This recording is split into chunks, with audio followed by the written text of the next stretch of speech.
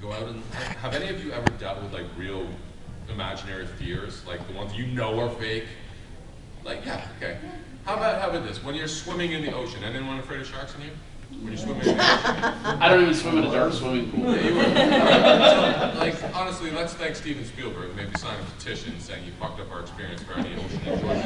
Because whenever I'm in the ocean, I know the chance of getting attacked by a shark is less than being hit by lightning walking down a street in the sun. That's a true stat. But all I'm thinking about is I'm going to get eaten by a shark. Same thing with werewolves. I was like walking through the woods, werewolf, werewolf, werewolf, all the time. It's brutal. So have you ever taken revenge on the two half-brothers for this? They were far too big, and I couldn't take any revenge. I mean, Now. well, long sort of story, not a lot of communication. He has taken revenge. He made money. Very good point. There we go. He used that fear to The ultimate fuel his revenge. I action. became a success for that based on my phobias.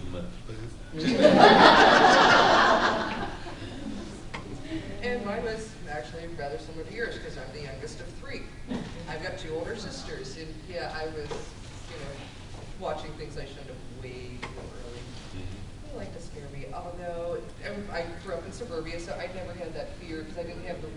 We had a creek across the street, so I wouldn't go over there, especially with my sisters. I wouldn't trust them because they would have left me. Never trust the siblings. Still are. And they're here.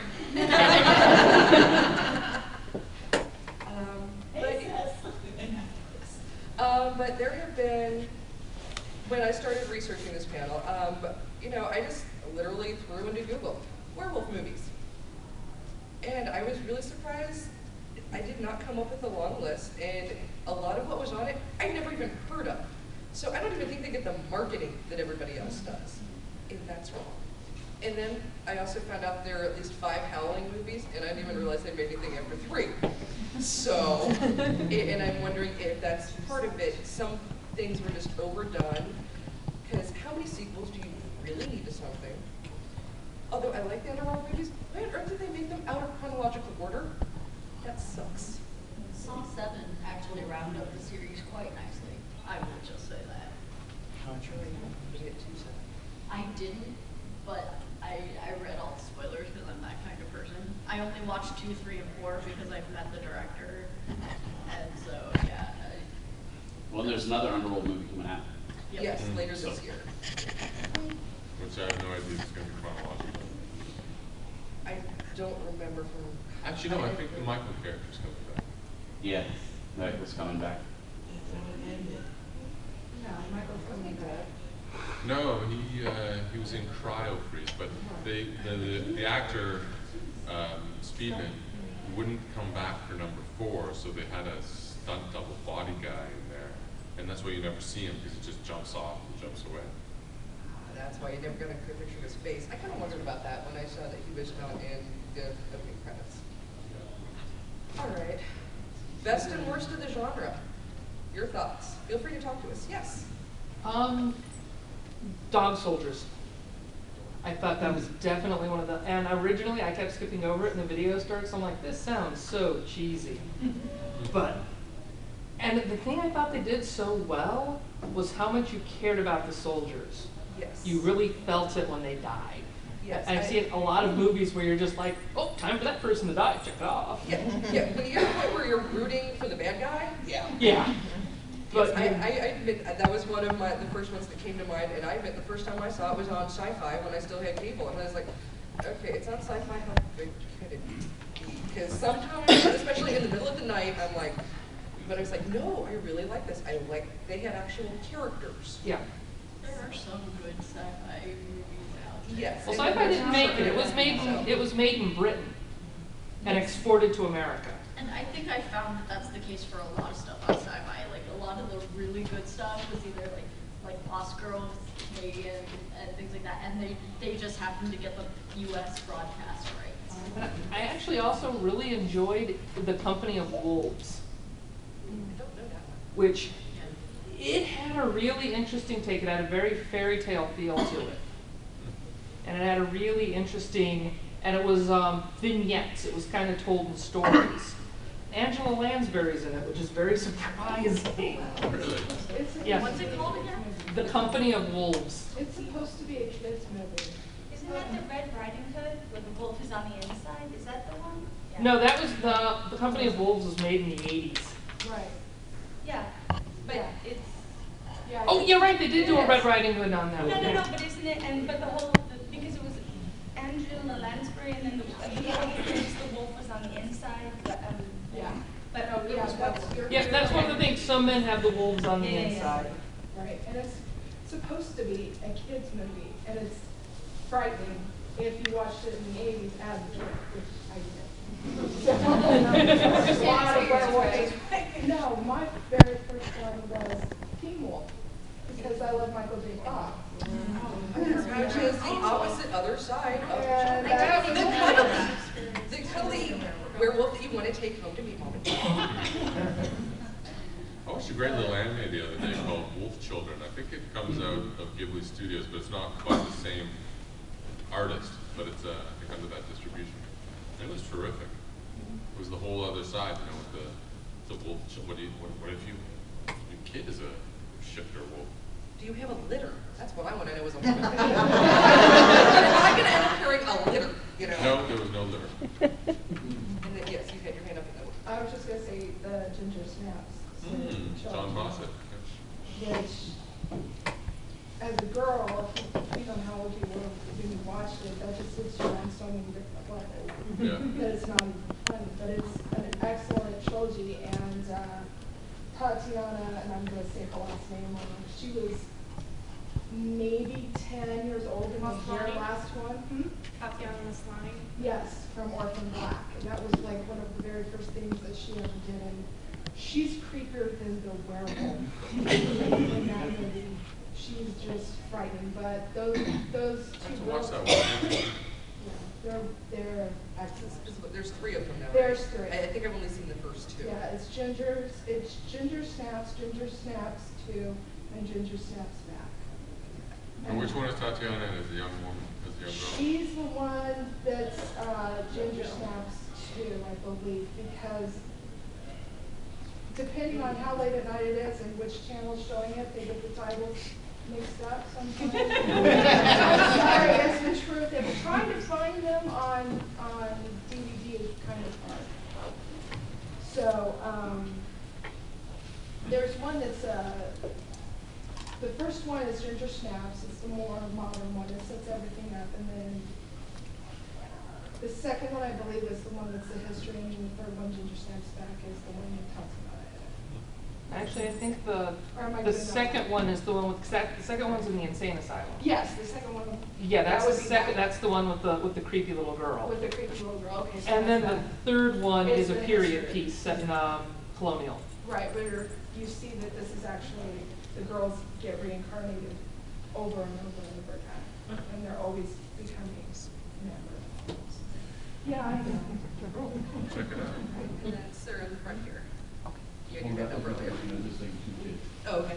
I think one of my favorite werewolf characters, he's not like the central of the entire show, is Josh from Being Human. The American or the Indian? Both actually, because I like I haven't actually finished the UK version, and I really need to. But what I liked about the US version is I was raised Jewish, so seeing a Jewish werewolf was kind of awesome for me. And like they actually did, like the actor did research, and they taught him about the religion, so it wasn't like just some bullshit representation of the religion either. So as it was relatable for me from that spiritual like point, because you don't see very many Judeo-Christian werewolves. If they're spiritual of any sort, it's usually some form of animism or something like that, which is valid. But it was cool for me to see like that Judeo-Christian, like the Jewish werewolf for me. Any other thoughts? Any other ones we'd like to discuss? I actually really like the underworld Have you stuff. read The first couple underworlds, the werewolves, I thought they were well done. Yeah, I agree. They weren't necessarily maybe the best plots or parts or whatever, but the CGI stuff was well done. And it And had, the actor, Michael, I think it's... yeah, there was that one actor in there. No, not that guy. The other guy, the British actor. The award-winning British actor guy. Yeah, no, I like the Underworld. It sounds like there was some agreement over here, so I want to bring this up. Penny Dreadful, Josh Hartnett, man. Does he play a werewolf? He plays a werewolf. Yes, it Well, was it's not a werewolf, it's a It's, wolf man. There's a difference, and you've got to keep. Well, okay, he Yeah, doesn't he's transform by still Wendigo. but he Yeah, is a Wendigo. shifter. That's true, He does too. shift into like wolf man form. And the reason why I like Penny Dreadful is because, as the name begets, like everything comes from like classic horror. Like when you think of the archetypes, you've got Victor Frankenstein, you've got Dorian Gray, the Murrays from Dracula, and it's like true horror. I've never seen. I've been told that it's excellent. I just haven't. There's so much to watch. So little time. Yay, Netflix. Yeah. Although I don't think Penny Dreadful's on Netflix. There's on a lot. Oh, show. I couldn't watch that one. Yeah, you have to get the Showtime app. Sorry. No, it's Showtime. Subscribe. It's Showtime proper. Penny Dreadful. It's starting up again. It's on prime time on demand too. Yes, I'm behind already. Oh my goodness. The first episode is on Spotify. All right, next one. Where are we at? Before we digress and talk about. We're allowed to digress. Yes. I don't know, what about Grimm and the blue box? Yeah, that's a good question. Are they, and it's like, is Monroe, is he a werewolf? Or is he the big bad wolf? According to the lore on Grimm, he is not a werewolf. A werewolf is a separate thing from a blue bot. Yeah. They now have werewolves on Grimm. You know, yeah, they're out of control, they're blue bots on steroids. No. No, they're like no, it. not at all. Okay. Because this is gonna come up tomorrow on the Grimm I'm a channel. few episodes behind, so. Because I'm on it. You haven't noticed. I wondered if that's where they were going with that.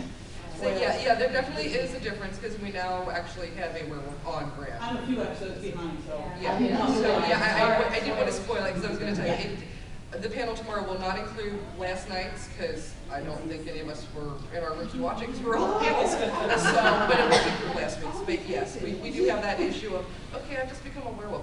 What do I do? So. But the way he became a werewolf was the blue bot's mother who had the disease. Yeah, it's That an was- actual, the blue yes, bot it's an has infection. He was gone scratched, mad. yes. Yeah, but the Blue bottom rabies is what it is. yeah, Essentially. essentially. But you know, there's always. Yes, so now we have to figure out what's going to happen with that. But that's a panel for tomorrow at 11:30. Shameless plug. So here's the question. Yes, Jake. We know what the attraction or the original concept behind the vampire. What is the actual attraction? Why is it that werewolves are so popular, even if it isn't book, versus and they can't transfer over to movies? The primalness of them in the book's one of the things that is so nice about it. You know, there's this, and how do you display that in a movie or a film without it just going over the top? I think that's part of the problem. Over the years, it's hard to do well.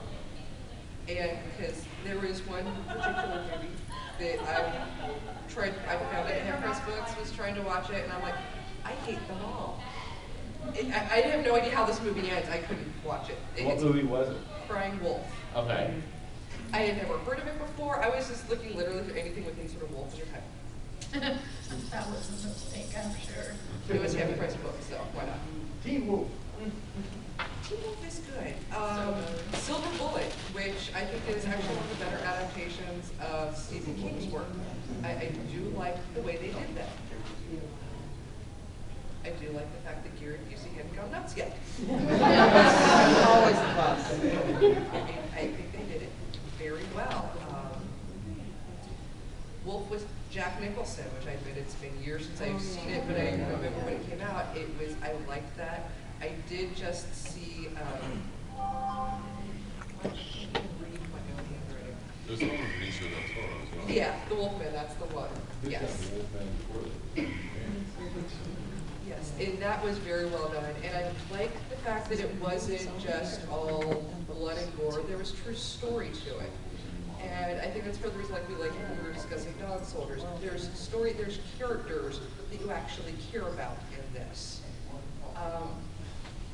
Yes. Well, actually, I've had an interest in werewolves for a lot of years, and I've done a lot of reading on it. I think one of the reasons it sticks with us so long is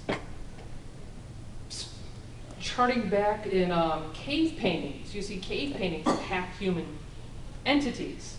And it's been debated, are these gods, are these shapeshifters? Is this a mythology that we've carried with us somewhere in the back of our heads for thousands of years as we've evolved? The mythology of the vampire arose more out of burials, out of burial and fear of burial. And some of the stuff I've read is that they both developed roughly at the same time as we've evolved as people. And so it's that idea is something we carry with us. The idea of the shapeshifter, the idea of the totemic entity. And yeah, the primal aspect of humanity. And I don't think it's something we're really able to shake very well. I think it's about the carnal quality of the wolf-like character. And it's like what we want to do comes out in this very basic instinct creature. And we're drawn to that because we don't want to go the corporate route. We don't want to go and do our 9 to 5 or whatever job. We want to just say the thing we want to say. We want to just go to that basic instinct. I feel that's where it makes sense. I'd like to see something where they really took more of the nature of the wolf, because it's got, over the years, such a bad rap the way it was, evilized. Evilized is not even a real word. I think we all understand what you were saying. Yeah, you just verbed it, you're good. Villainized, there we go. Evilized. But really, the wolf they're a brilliant animal that the ancient nomads used to use as hunting partners, and would follow the wolf packs around, and because the wolves were better hunters than humans, and they would follow them and see where they killed, and in that pack mentality, it's like the wolves don't just destroy entire herds; they kill the weakest, they kill this and that, and it would be interesting to see a werewolf show or movie or whatever where it was that kind of wolf mentality, that they were actually kind of the keepers of the larger pack, which within their own self, and then metaphorically the keepers of maybe the human pack, or more of a guardian sort of position. It'd be interesting. Over here. I think part of the draw to the werewolf myth is tied very closely with the destruction of the wolf that humans have brought. Totally. Originally, exactly. They were villainized, made into this creature that had to be killed. Because it's entirely possible to share an acre with a wolf pack and never know they're there. Because that they are so well hidden, because they are so quiet, and because they're actually shitty hunters. About 14% of wolf hunts are productive.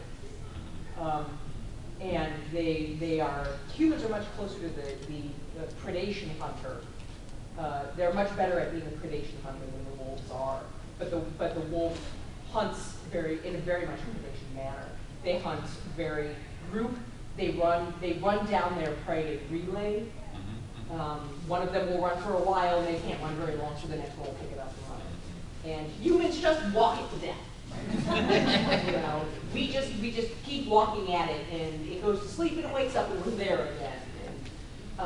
But because the wolves are so very, very quiet about what they do, and still do it so very well that it's a threat to humans, that humans find that very threatening, and so they want to take it off the earth.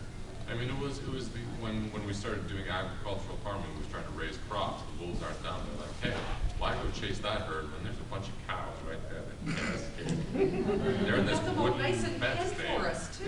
You know, we It's a lose, buffet. I'm sorry,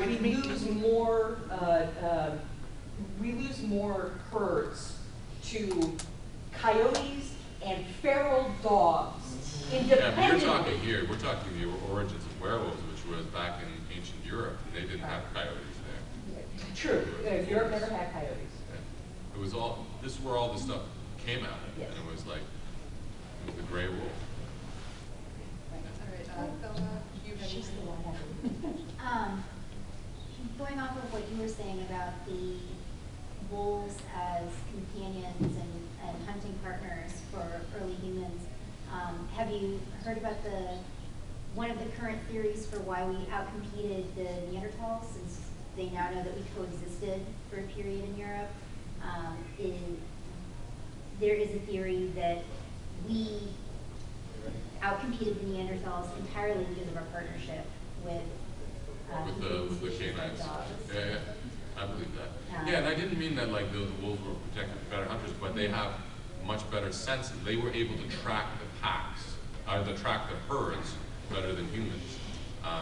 And so we would follow along in their path. But yeah, absolutely. And there was another interesting study about the domestication of dogs where it was just the wolf that had the more domestic gene in it. Like one of the wolves that would stick around and like eat a little bit of the human food, and then it just slowly, just through breeding and, keeping the domesticated, the ones that had that domestic gene in them.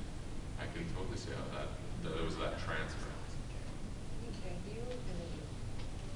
When you're talking about the stories from Europe and that type of thing, you're talking about two different kinds of wolves. The scary stories come from Europe because they're bigger and they're meaner.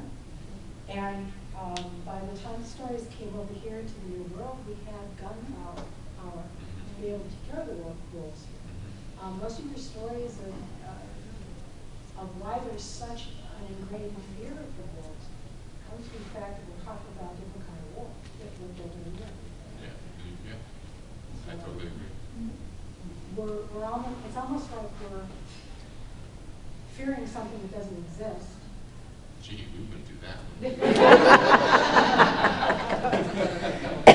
But I mean, just think of all the fairy tales, the big bad wolf. The biggest wolves are our timber wolves up in northern Canada. They're much smaller than the The timber wolf, I think, is the biggest. It is now. It is now. The gray wolves were even bigger, or the old European wolves were bigger than that. Yeah. Huh. I mean, That's there's big stories animal. in Russia about I have a apocryphal story is the reason why you have the 3 horses in the Russian troika is so that you can cut the traces for one of them so that you can have the wolves go after that rather than you. And that the wolves would actually get into the carriage and kill the people in the sledge.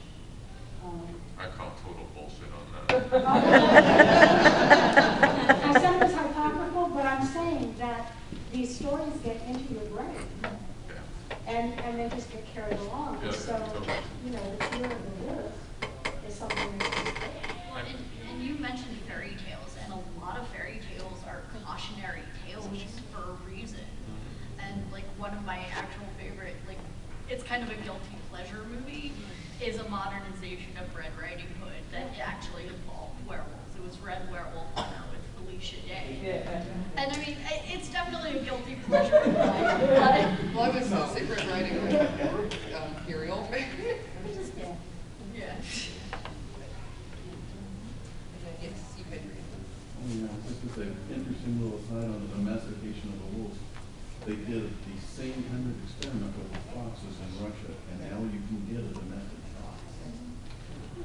It went through that process recently. 10 generations to domesticate the fox. And the fascinating thing was that the ears went floppy, and the tail went curly. And they got the bones- brindle collar And the patterns. bones went gracile. Yep, and as soon as they went docile, When they got- the ears and the coat pattern totally changed. Yes. Which is, it defeated the whole purpose of them making docile. Really weird is, They made small little brown dog cats. Pretty much. but then they also They bred make the ones Shivas. that were unfriendly and made some that were psychotic. that are actually aggressive toward humans. Why aren't there, like, I mean, we're talking about predators, like, where's the were-tigers and the were-lions? I mean, They're out fucking there. You actually read some of the role-playing books that they do have other were-animals and. Yeah, no, I mean in our modern, sure, in our Oh, yeah. modern gaming, we've made those things, but I mean like, Jaguar. In books, Laurel K. Hamilton had like were-hyenas and were-pantherers. Yeah, she But- deals with everything. But historically, those did exist. Yeah. Aztec had the were-jaguars. Jaguars. And you look, but you have to look into the folklore of some of these mythologies and these groups that Exactly, are like- not. yeah. Would the savannas, would the people of the savannas have, you know, the were-lions or the Yes. Indian, because I don't know much about like Indian folklore, would. Were-tigers. Yeah, Were-tigers. the South Asian area have a tiger, were-tiger people. Wasn't there like legends of were-bears? Yes, in Yeah. the north. Yes. Yeah, exactly. Yeah. Where is that? It's in Europe, and we don't have that here, and nobody in this country cares about what happens in other countries. That's why we don't have I it. won't say nobody. We're working on it. All right. We're working on it. You underestimate the power of geeks to hear. Yeah, the general population. Minutia is where we. Yes, even your head. Yes. Oh, I guess two things. One is that a couple of people talked about North American wolves as being less scary than the European originators that the myths are based on. And I do want to say, like, there are firsthand diary accounts of early settlers in this area describing wolf attacks. There's one written by somebody in the county north of here about 150 years ago. My dad is president of the Historical Society. Like, I read this, somebody's diary describing, it was like a really awful winter, and it was like wolves throwing themselves against the door over and over, like throughout the night. So there are still North American reasons to be